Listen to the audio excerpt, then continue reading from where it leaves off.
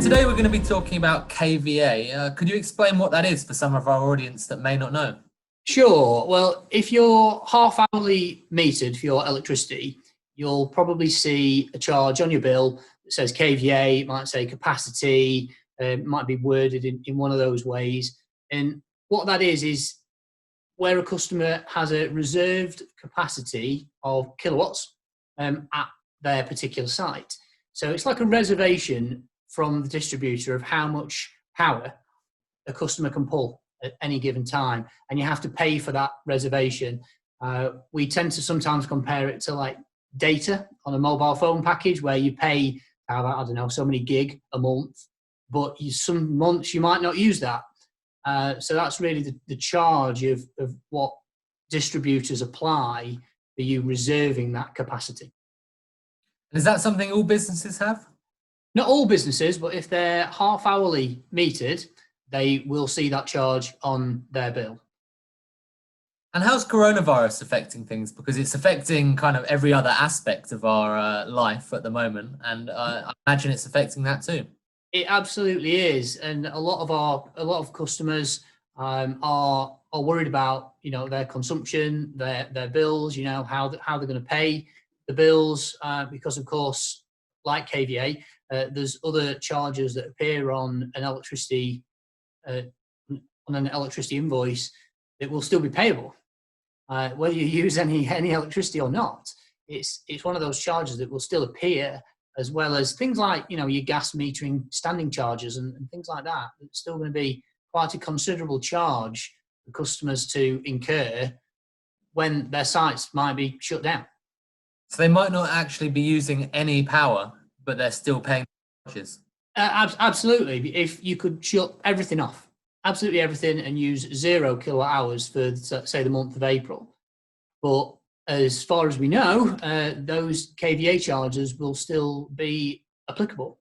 And for some customers, especially for those customers that have been shut down, for example, you've got your large schools, leisure centres, they tend to have quite large reserved capacities because they tend to use a fair amount of energy. But then you've got manufacturers as well that are closing down if they can't abide by distancing rules and generally keeping everybody safe. And those are all sorts of businesses that tend to have quite high reserved capacity. So one of our clients, for example, if they are shut for the next 3 months, their KVA charges will be in the region of about £50,000. So not a small amount of money when you've not got a lot coming in. So it might just be one of those things that I think some customers might need to look at and see if they can really do anything about it. And one of the things would be to perhaps now look at your KVA capacity of your reserved capacity, what appears on your bill, versus how much you really need. So again, taking that analogy of mobile phones and data packages, if I've got a mobile phone package where I can use, 5 gig of data a month, but I'm only really using 1, well, I might want to have a look at the sort of package that I'm on. And a lot of customers don't know that you can change it. You can change your reserved KVA capacity. Can they do that right now? They can do that now. From what we understand, distributors are still working, but probably like you and I and everybody else in the country, probably a lot working from home. But absolutely, they can, and it's quite an easy thing to really do.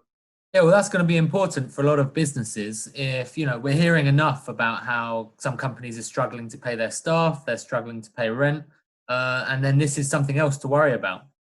Absolutely, and they're not going to see that until, of course, probably after this problem, because they'll get the bill. Obviously, it's generally in arrears. So come May, when you get April's bill, you might be thinking, well, I've not got a large electricity bill coming, and don't get me wrong, it's not going to be anywhere near probably in the amount of the issues that they've got in terms of staff or many of the other issues that obviously coronavirus is causing. But it's just that real kick in the teeth that you might not need on your cash flow.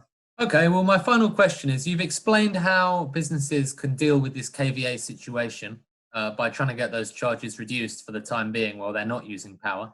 What other advice do you have for businesses trying to get through this difficult time? Well, there'll be lots of other areas to really look at from an energy point of view. And one of the things, for example, might be to consider for generally larger customers, they might have minimum volume tolerances in their contract. It's quite common. It's not in suppliers, hidden T's and C's a lot of the time. It's generally quite a common thing to appear in especially in industrial and commercial contract. But it might just be worthwhile checking to see what's going to happen with that. And one of the things that we're not really hearing of yet, hopefully we will do, is whether suppliers are really looking to invoke those particular clauses, or whether that's going to be a bit of a force majeure event maybe. So one word to be, probably just look at your consumption and see, whether you really think that's going to affect your contract. Look at your contract and really see what repercussions that there might be for breaching those terms, if the supplier has one, of course, as a standard. Sometimes some suppliers don't, but generally speaking, if you were to ask most customers, what's your minimum volume tolerance on your contract, generally they may not know just off by heart. They might need someone else to go and find that out, or go and have a look at the contract to find out. There's direct debits as well. One of the queries that we're finding at the moment, a lot of customers, of course, are concerned about their ability to pay their bill. So when it arrives, for example, March's bill will arrive this month at some point probably. Some of them might have an issue paying that bill. So a lot of questions from customers at the moment are based around direct debit payments, and should I cancel my direct debit? And it's one of those things, it's quite hard to tell a customer one way or the other what they can and can't do.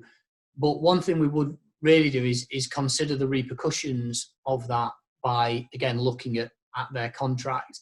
Some suppliers are more, so we say, flexible than others. Some are more approachable than others.